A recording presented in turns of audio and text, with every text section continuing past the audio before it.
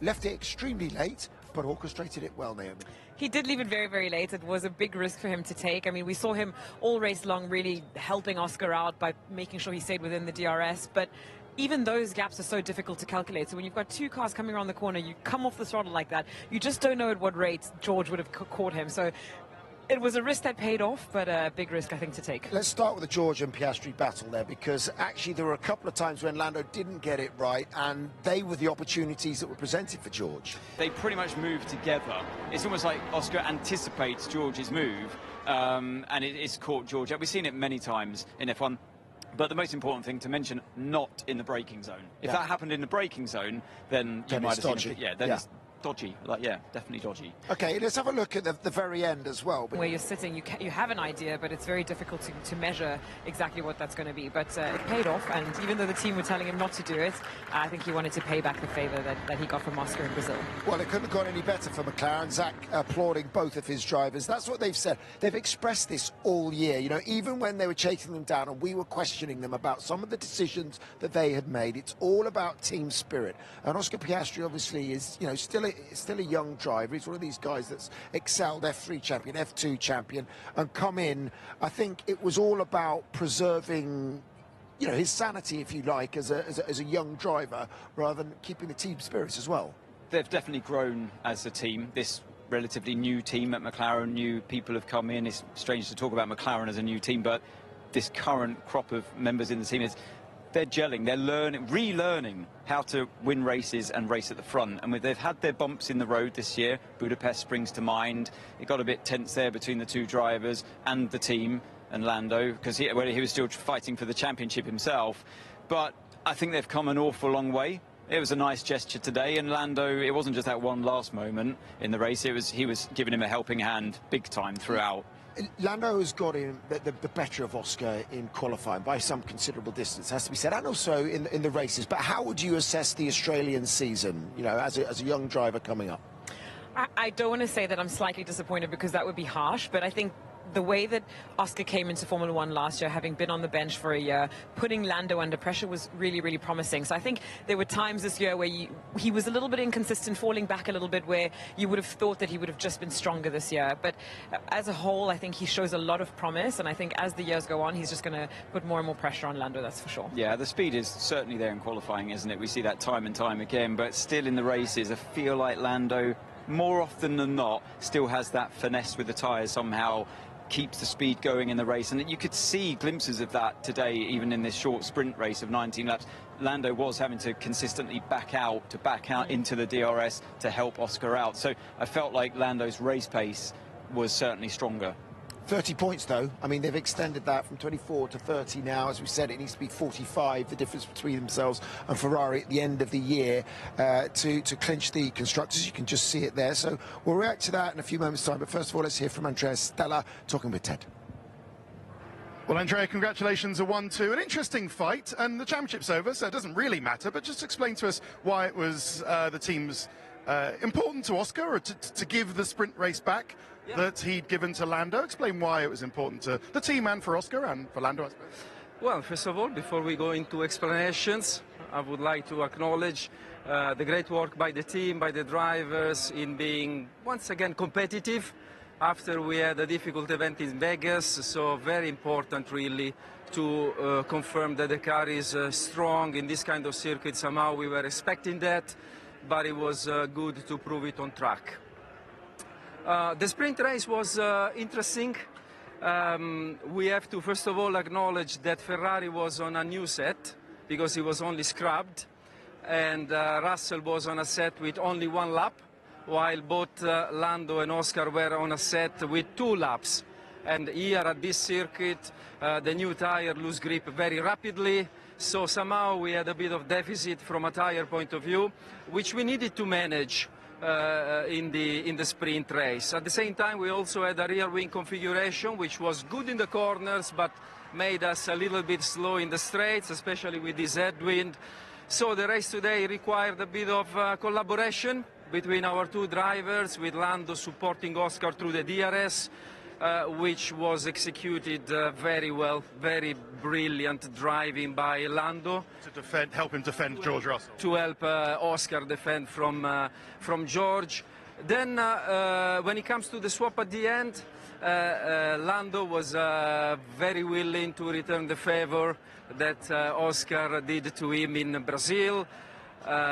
We actually wanted to release the pressure of Lando by saying on the radio, I don't know if it went or not broadcasted, that like we're happy to finish in this order, but Lando managed to find the opportunity to return the favor, and once again he shows the collaboration, the unity, the cohesion that we have at McLaren. Is a point of strength and is the foundation to keep staying in this quest for the championship. Okay, so there wasn't any other reason? There wasn't a reason that you wanted Oscar to get 1 point more in his driver's fight with Sainz or anything like that? Did Oscar feel that, you know, he deserved the sprint win in Brazil? Would you say that Lando today deserved the sprint win here? I don't know.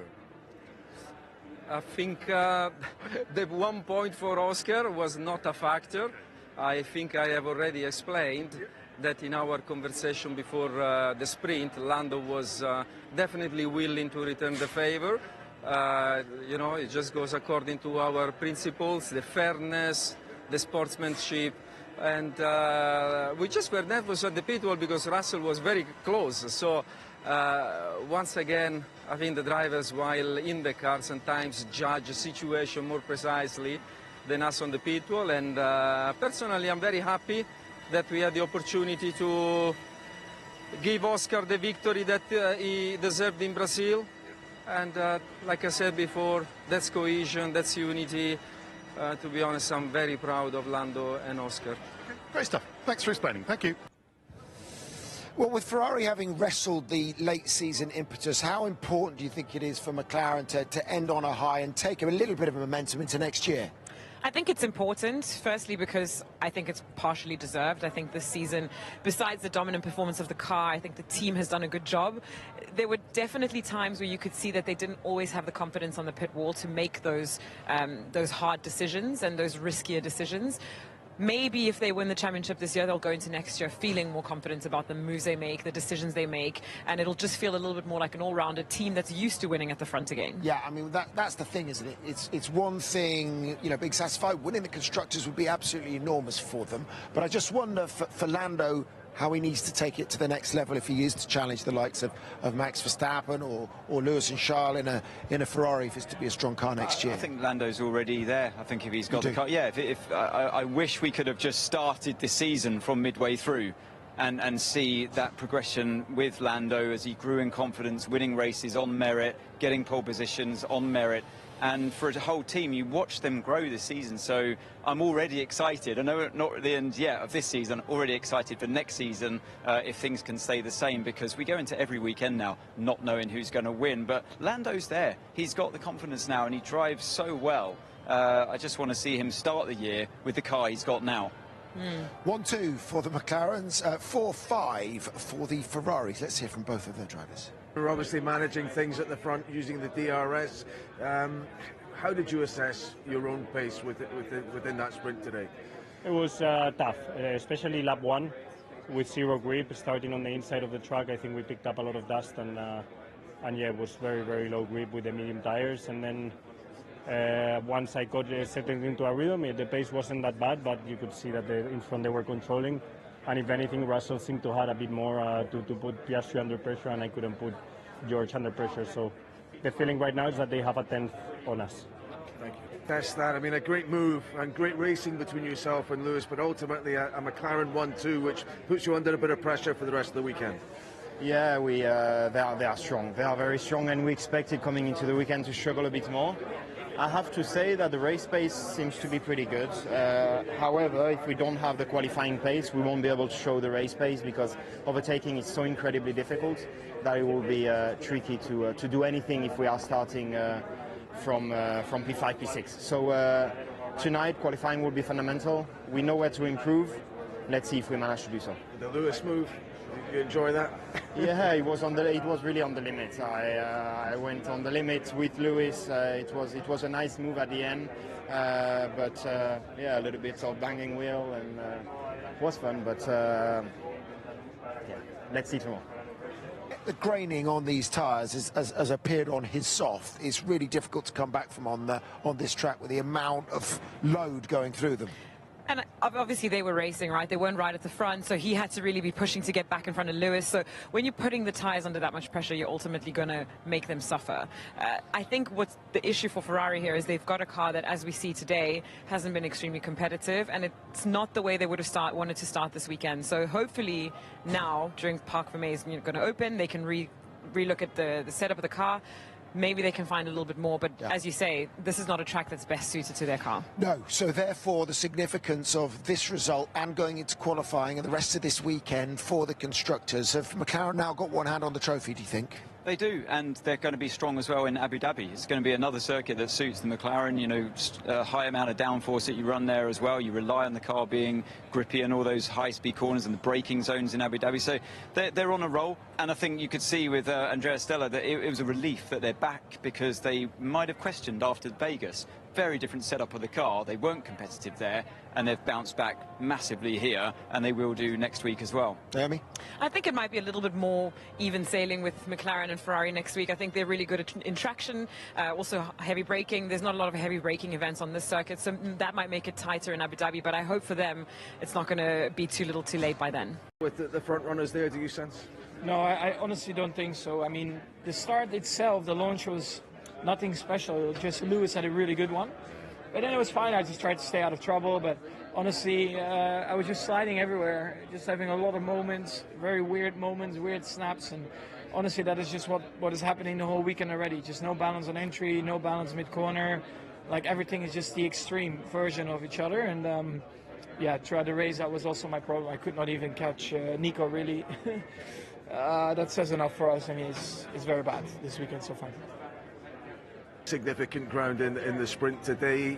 With the changes you'd made, had you hoped for more, or is it more intended for qualifying later? Yeah, we are a little bit disconnected, really, with the car balance at the moment. So we got some work to do in understanding what to do for the rest of the weekend. Yeah, that's the main objective for us today. We'll shake that down for us, Christian. When we spoke yesterday, you didn't really know what the race pace was. Max lost some positions off the start. Yeah, I mean, hugely unusual for him. You can see we just couldn't fire up the tyres. By the time the tyres did get going, the front pack had gone. We've got some work to do. We managed to get a bit of data off Checo's car with the changes we made, taking out of Parc Fermé. So hopefully that will help this afternoon. But yeah, it's yeah, we've got a bit of a mountain to climb. Okay, a mountain to climb, really? Well, look, I mean, you can turn things around. I mean, that's the joy now that the car's come out of Parc Fermé. We can change the car. I think we know some areas that we can make changes. So let's see. We've got another chance in another couple of hours. Okay. What happened with Checo on the race start for him, leaving the pits with Colapinto getting the jump on him? Yeah, I don't know. To be honest, I need to have a chat with him about it. It looked like he was just misjudged it, but. Yeah, when the light goes out, you're supposed to go. That is the point of motor racing. and what was the wing change later on? Again, part of that testing process, so we got a bit of data out of it. I mean, there was no chance we were going to score any points, so you know, we may as well use that session to get something out of it. So so we changed the wing. We tried something a bit different, which gives us and the engineers some good information for the qualifying a little bit later. Okay. And as you say, it is a reset. We have got Grand Prix qualifying later on, and then the Grand Prix tomorrow. Checo knows he really needs to start qualifying back in Q3 now, doesn't he? And that sets the scene for the races, of course, where you need as many points as possible for the constructors. Yeah, absolutely. And you know, the constructors, you know, with McLaren, they've got one hand on the trophy, I would say, after that race. But you know, there's 2 Grand Prix left, and it's about finishing as high as you can. We're treating them both like cup finals, that, you know, nothing to lose, and you know, just to go for it. But the pace, you know, at the front, you know, once Max had got clear, it was all moving around quite a bit, and there was some good racing in there, and I think in the Grand Prix tomorrow it would be harder than that. Okay, thanks very much. Thank you. Awkward that, and equally awkward for Sergio Perez, Jensen. I mean, he was caught napping, to say the least. It was coming, I don't think, Franco, from the right. But, yeah, I mean, you should be ready to do a race start to get out of the pits. If it's a test session, it's a test session. But then you'd leave space to the cars in front. So, yeah, it's obviously a mistake. Yeah, I mean, I don't know what you say to Checo at the moment, do you? It's almost like it's just, God, I hope the season is over. It looks like, I mean, third is where they're going to finish now, isn't it, Red Bull, really? Yeah, I think that sounds like, even talking to Christian there, that he's resigned himself to that third position. They needed a much stronger day. Even Verstappen's pace, not what we would sort of hope for. You know, you mentioned in commentary, Hülkenberg was easily able to hold that position, it looked like, but initially I thought, oh, maybe Checo had driven too far forward and couldn't see the light, but clearly from that onboard he could, so I'm not quite sure what's going on there. And from Verstappen's perspective, I mean, he said oversteer would be an understatement. They've said they've got time. Obviously, they're out of Parc Fermé now, and they've got an opportunity to change the balance, the setup of the car, but clearly some work to do to get it back feeling the way that Max needs to feel it. Yeah, engaging by the fact that they decided to change the front wing with Checo's car there in the session to get, you know, more data ahead of qualifying just goes to show they know that this car has to go so much further. But, you know, I think it's always a good indicator when you see Max a little further down and Checo right at the back that somewhere in the middle of that is where the real performance of the car is. So it's not where they're used to being. They should at least be a little bit further forward than that. But, yeah, I don't think it'll be enough to turn it around completely to take the challenge onto the others, but at least get a little closer. Yeah, it's always tricky around here on the first lap, though. The way that the circuit is on cold tyres, suddenly you lose the grip with the rear. It suddenly goes. You get this brrr sort of feeling when you overpush the tyre. Right. And the tyres just goes. It's not a gradual thing. And you saw it with Carlos as well on the exit of turn 1, where Charles almost drove into the back of him. So if you do overdrive it, that is what happened. And obviously Max was fighting for positions then. Yeah, I think that was true on definitely lap 1. I totally agree with what Jensen said, but he never came back. He was never fit to get back into it, which is what we would have seen from Max, you know, when, yes, Hülkenberg and that Haas has improved through the year, but... Is it quicker than Red Bull? I didn't think so, but... we'll find out tomorrow. One thing we must point out is that because of the increased grip levels, the physicality, I mean, you know, we had the temperatures were much higher last year. They're cooler, so that will kind of mitigate it a little bit, I suppose. But clearly the neck hurting there for Lando Norris, and it's a long race. Yeah, we were surprised to see the drivers looking quite so huffed and puffed after 19 laps, considering temperatures are substantially colder than they were last year. Last year it was really, really hot. This year we're freezing cold, so you would have thought things should be physically less challenging for the drivers, but because the tires are operating a lot better, they generating more grip, and therefore that's putting more pressure on the body during these laps. So it's going to be challenging for them out there regardless of the temperatures. Yeah, I think tomorrow it's tough. They're going to get to sleep though, whereas tonight they're going straight into qualifying, doing 1 minute, you know, 18s, 1 minute 19s, high G-force with a tired neck. So yeah, it's going to be tricky. The weight of one full-size goat. I've heard that. All the way around. I was just going to come in on that quickly, Simon. Obviously, the lower temperatures means there's less tyre management happening. I know last year they were doing shorter stints. It was roughly 18 laps, so the sprint. So this year I think they will be going faster because of the colder track temperatures. They're able to push. They've changed some of the white lines, so the lap time's even quicker than it was before. Just won his second sprint here in Qatar. It was very nice of your teammate, just as it was nice of you back in Brazil. Yeah, it was a good show of teamwork. It was something we discussed before the race, so I guess you could say the favour's been returned. But no, a good race, good points. A little bit tricky with trying to keep George behind, but no, great day for the team. Oscar, when we were standing on the grid, it was just so windy. So tell me about the perspective from inside the car, your start as well. How much of an effect the wind really had on the overall race?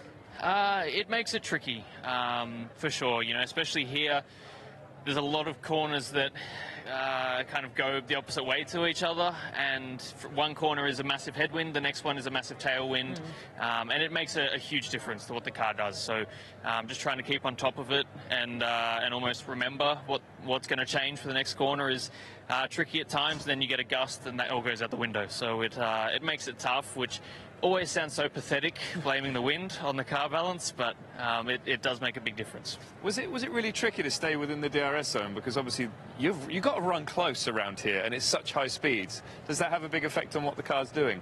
Yeah, that's also a big effect. I think with these cars it seems to be more the medium speed corners where you feel it the most, or the longer corners. The very high speed, which is where you would expect it to be worse, is actually not too bad around here. So it does make a difference, but then of course you're gaining on the straights as well, and I think compared to some tracks it's a bit easier to follow here, but still not easy. Qatar is very slippery in a straight line this weekend at the moment, so let's see what we can try and do to help ourselves out there, but a good battle for sure. Thanks, Oscar. You've got to go up there, I think. Thank so you. I'll tell you Cheers. that. Best of luck for qualifying and for the race itself. And here is his teammate, Lando Norris.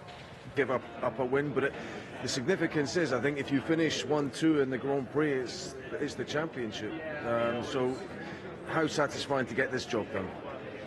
I mean, very, considering we started first and third, considering it wasn't like we just cruised away and had an easy race.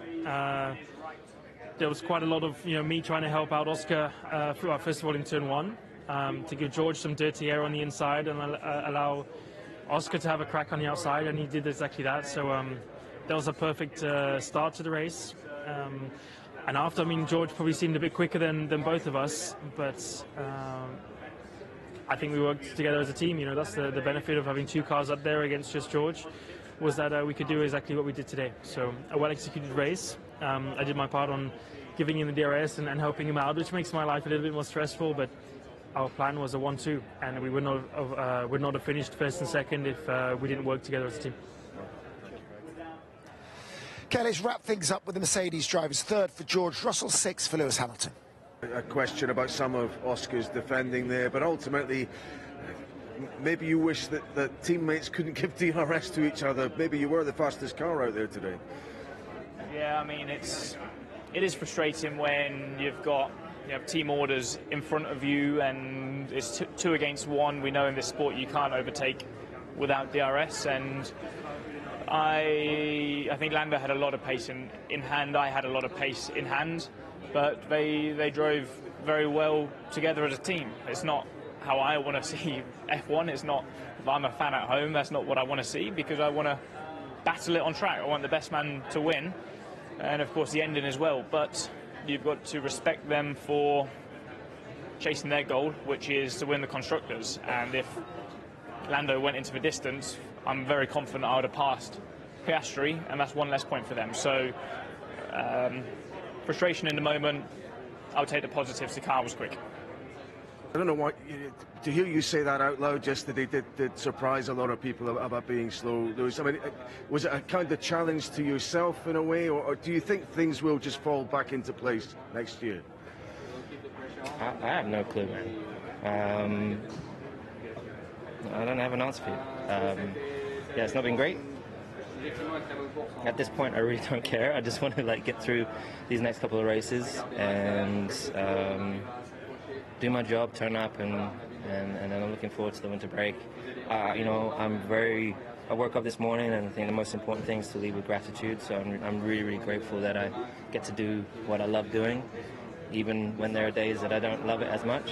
And I'm really, really so lucky to be here amongst all these other amazing athletes. And it's painful when it doesn't go well. No one likes losing, but that's a part of the journey. So. And dare I say, no one wants to see Lewis Hamilton, with all the success that he's had with Mercedes, ending his career there like this. No, it's sad to see, the way that he is so deflated. But there are still 2 more qualifying sessions and 2 more races, and I know Lewis pretty well, and he bounces back very quickly, as we've seen in the past. So I'm looking forward to him having a very different qualifying session this evening and having a good race tomorrow. But it's rare to see someone who's arguably, as we say, the greatest of all time, having a proper crisis of confidence in his own ability at the moment. The problem is it's been, 3 years now that it's been consistently not going very well. And Lewis is not, as you say, he's the greatest of all time. He's not here to make up the numbers. So I think when you can't show up and succeed, over time that becomes really frustrating. But it surprises me that he's so down this weekend, given the fact that he had, incredible speed last weekend. And you would have thought that would have maybe, upped his spirits a little bit, but he's clearly man down here. George is ahead of him, that's the thing. I wouldn't. George has had the upper hand on Lewis over the last couple of years. I think George's first year at Mercedes. No, yes? I meant that the last 3 years have been difficult, as in terms of not the car winning, hasn't been performing as often. Yeah. Yes. But a few races ago he won a race, so it's not like it's just been a terrible season. It's just been the last sort of 3 races have been really tough. Yeah. And the thing is, it does spiral, and this is a mental game. All of these drivers have super talent, especially Lewis, but sometimes if your head's not in the game, it doesn't work. And that's one of the challenges of the sprint weekend, right? So he's got to get back in the room and get his head back in the game for qualifying. How hard is that to do when right now he's thinking as he's thinking? Yeah, and particularly the fact of the matter is his weakness right now is qualifying. It's not necessarily the race. So if this doesn't go well again, it's just going to add to that negativity. But hopefully by the end of the weekend, after a long race distance tomorrow, he can maybe turn up those spirits to have a last race with Mercedes after a very long time working together, over a decade, and end it on a positive note for the whole team. Okay, let's look ahead to qualifying. Not much to tweak for McLaren. No, or is there? I mean, the straight line speed isn't quite there for them. They are running more downforce than the others. Is that the way they want to go? Obviously, the pace is there, but they might worry about straight line speed if this wind picks up and there's a headwind on the main straight. Yeah, that's what I was hoping to ask Oscar when we were walking with him, to see if there was anything other than that straight line speed that he felt in the car they could possibly improve for qualifying. But we'll have to wait to find out. We will. We've run out of time, didn't we? Just